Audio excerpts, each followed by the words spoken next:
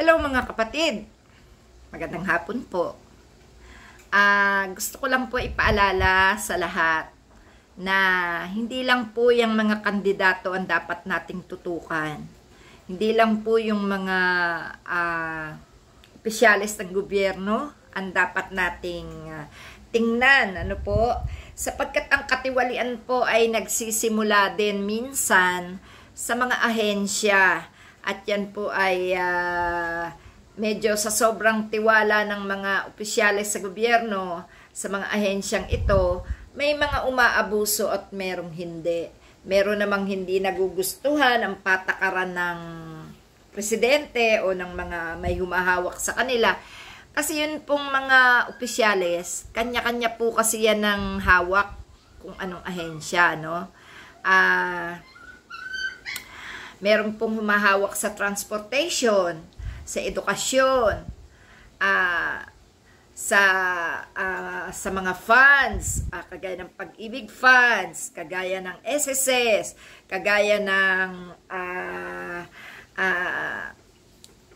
tawag dito, itong nga to, nawawala na sa isip ko. DSWD, no? Meron sa health, sa DOH, meron sa dito sa HSAC or DSUD, no? Yung sa House and Land Regulatory Board, meron po yan. Kanya-kanya po ng hawak ang mga senador. At ito namang mga mambabata sa Kongreso is kadalasan po nilang tinitingnan dito ay yung mga budget o pondo ng bayan. So, sa ngayon po, meron po tayong narinig na balita na ilang opisyal ng Department of Transportation kasamang magre-resign ni Secretary Jaime Bautista. At ito po ay isa sa malaki rin nating suliranin dito sa Department of Transportation.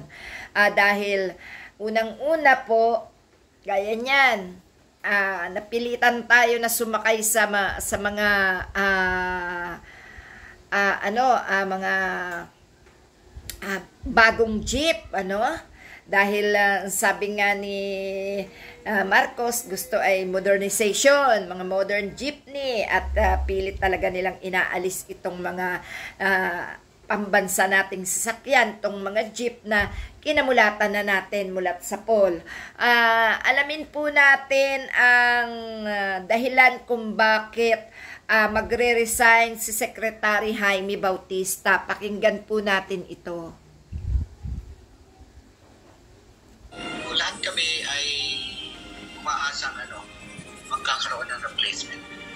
Hindi lang si Transportation Secretary Jaime Bautista ang aalis sa posisyon sa Department of Transportation o DOTR. Ayon sa kanyang executive assistant na si Jonathan Hesmundo, may ilang opisyal din ng DOTR ang sasama sa resignation. Bagaman hindi ito pinangalanan, ito umano ay mga opisyal na serving under the pleasure of the Secretary. Gayunman, meron pa rin anyang mga itinalagang opisyal si Secretary Bautista na maiiwan sa kanilang mga posisyon. Kailangan anya nilang tutukan ang mga proyekto ng gobyerno na nakabinbin upang agad na matapos. So may mga gusto kaming maiwan na huwag sanang mapalitan, pero for continuity nga, merong mga key people na hindi dapat palitan. Kanina, pinulong ni Secretary Bautista ang DOTR executives para sa ilang bilin sa inaasahang pag-upo ni incoming DOTR Secretary Vivencio Vince Dizon. Hiniling niya ni Secretary Bautista sa mga opisyal ang parehong commitment sa kanilang mga trabaho gaya ng ipinakita nila sa ilalim ng kanyang panunungkulan.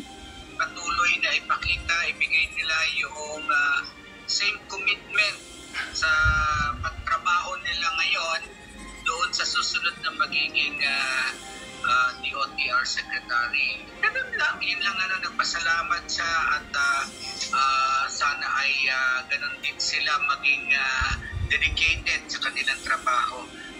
Sa usapin naman... Ayan. So, ito pa po, may kaunti pa. Ng kanyang kalusugan na dahilan ng kanyang Okay. pagre-resign. Okay. So, yun nga po, at hinihiling po ni Secretary Jonathan Gesmundo, DOTR Secretary, na sana raw ipatuloy na ipakita, Patuloy na ipakita, ibigay nila yung same commitment sa pagtrabaho nila ngayon doon sa susunod na magiging DOTR Secretary. Nagpasalamat siya at sana ganun din sila maging dedicated sa kanilang trabaho. Alam niyo po mga kapatid, nakakapagtaka lang po dahil lahat po ng mga sekretary ng mga naturingang ahensya ay napalitan. Una po sa agrikultura napalitan. Sa DOH, sa DSWD, sa education. Alam niyo po mga kapatid, to po kasing mga mga ahensya na to, napaka-importante po ito sa buhay natin. At ito nga po ay isa sa mga tinitingnan sa mga nabibigyan ng budget, Kaya ito po ay napakahirap isipin. Baka mamaya yung mga iniuupo dito mga kawatan or mga pasaway, So tayo po ay maapektuhan nito. Kaya dapat po huwag lang po yung mga senador, huwag lang po yung mga opisyalis sa gobyerno ang ating titingnan. Tingnan din natin ang mga opisyalis ng bawat ahensya, ang mga sekretaryong itinatalaga ni BBM. Kasi tingnan nyo, pag-upo, pinili ni Sara Duterte ang edukasyon. Pero anong ginawa ni Sara Duterte? Niloko mga guro, maraming kinupit na pera, maraming pondo ang nawala at nilustay. Bawat sekretary po ng bawat ahensya ay kailangan din nating tutukan. Dahil nakakapagpayaman din po ang mga yan gamit ang pondo ng bayan. So, yan po muna ang ating masasabi dito. At ito naman, yun nga po, sinabi ni Duterte na bombahin at pababain at pagpapatayin ang mga senadores. Bakit kaya hindi mo kaya gawin, Duterte, na ang bombahin mo yung mga kawatan dyan, at yung mga bilihin na ubod ng mahal? Bakit hindi yon ang iyong bigyan ng pagkakataon para maging bida ka naman para sa amin? Bida ka lang naman sa mga DDS sa mga pagpatay. Pero sa ikabubuti ng lahat, wala kang kabida-bida. Ayan na naman, pinapasikat mo na naman ang pagiging berdugo mo. Hindi naman nakakatuwa yung biro mong yan At tingin ko hindi ka nagbibiro Bukas makalawas sa naiinisan mong senador na malakas, baka mamaya bigla na lang mawala yan Alam mo, ikaw matanda ka na Dapat inilalagay mo na sa ayos ang iyong galawan. Nakakahiya ka, naging presidente ka Puro patayan ang laman ng utak mo, Sobra ka na, Mr. Duterte. Wala ka nang maisip na mabuti. Ano na nangyayari sa'yo? Hanggang ngayon ba nagbabangag ka pa? Kasi yung mga bangag, ganyan ang kaisipan Kaya tigil-tigilan mo na. Ikaw naman, Bato de la Rosa, Ang sabi nga ni Bato de la Rosa daw, siya daw ay makikipaglaban dun sa West Philippine Sea. Naku, Bato, baka ikaw ay maitapon lang dyan ng mga pinagsisinungalingan mo sa dagat at isama ka sa mga corals dyan. Ay maganda pa siguro talaga, At ito naman po, yun nga po, nasabi na natin ang tungkol dito sa ginawa ng mga sekretary ng DOTR na nagsipag-resign po sila, pasensya na po, nangangati yung mata ko.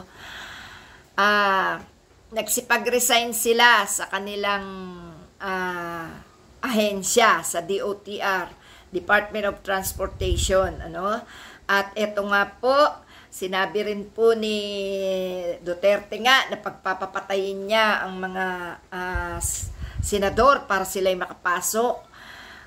Walang kakwenta-kwenta itong matandang to. Kung ang iyong binobomba yung kamahalan ng mga bilihin at yung mga kung ano-anong katiwalian na nangyayari na dahil lang sa nakawan ng mga nasa gobyerno, kasama ka rin kasi dyan, kaya wala ka nang maisipan. Naku, Mr. Duterte, tigil-tigilan mo ng taong bayan, nakakasawa na yung iyong pagbubunga nga tungkol sa mga patayan. Muling ipatatawag ng House of Representatives ang ilang DDS vloggers na kinabibilangan ni Crisette Laureta Chu, Trixie Angeles Cruz, Osmar Joseph, Joey Cruz, Cathy Binag, Ethel Sasot, Maharlika at Lorraine Badoy sa darating na February 18, Martes, may inlabas ng show cause order laban sa kanila. So, abangan po natin ito. Nako, maganda ito, no? Sana sumipot kayo at patunayan yung hindi kayo mga sinungaling. Etong si Maharlika, paano kaya attend ito, no? Paano kaya attend yan si Maharlika? Wala yan dito sa Pilipinas. Eto si Lorraine Badoy, no? Ito yung lagi nagre-red tag. Etong si Trixie Angeles, no? Ito ang nakapasok sa Malacanang, sabay sila ni Rodriguez na nawala, no? Sa